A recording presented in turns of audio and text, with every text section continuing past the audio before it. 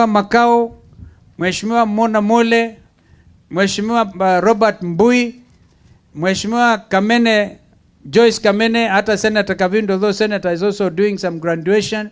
Hiyo timu yote ilikuwa tayari kuja hapa.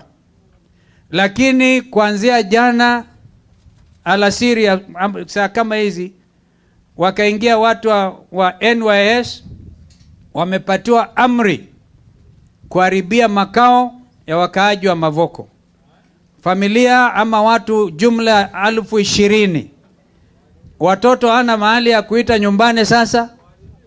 Wameharibiwa nyumba zao. Makanisa 5 yameletwa chini.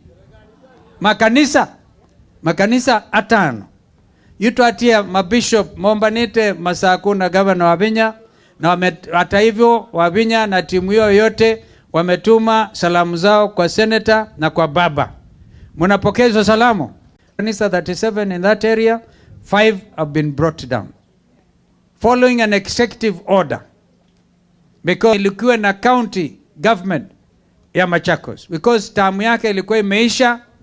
Walichimba limestone over the years, and ni kampuni ambayo even survival yake is at stake. I don't think it's actually it must be an insolvent corporation, na tunaona inataka hata kuuzwa. Kwa hivyo wanataka kununua hiyo kampuni, wanataka pia wanunue, wachukue ardhi yote, ardhi ya Ukambani. Na hizi si kimwa si vieka. Muko pamoja, solidarity na watu wa Machakos na Mavoko. Asanteni. That's why I came late, because I had to overfly the area. Tukaona vile uharibifu umekuwa wa ajabu. Yaani hata kama sisi tunaambiwa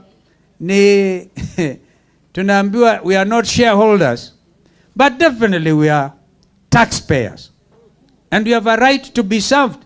Sasa ile tax kile kidogo inabaki, tunajengea watoto mahali ya kulala, and you talk about affordable housing. Affordable housing ile kidogo mwananchi amejenga yake, hata hiyo unang'oa na unajiita hustler. Hapana. Yaani ile bottom up ni kumaliza yule yako chini. That is what we are being told by Kenya Kwanza. Bottom up ni malizaneni na nyinyi. And I don't know how true it is. Wanasema you even going to take ardhi ya watu kiholela. Kwa hivyo mimi nina huzuni na nina hasira. There's such a thing as righteous anger. Bwana Yesu alienda akakuta watu wanafanya the temple mahali ya kuuza vitu. Alichukua musalisa.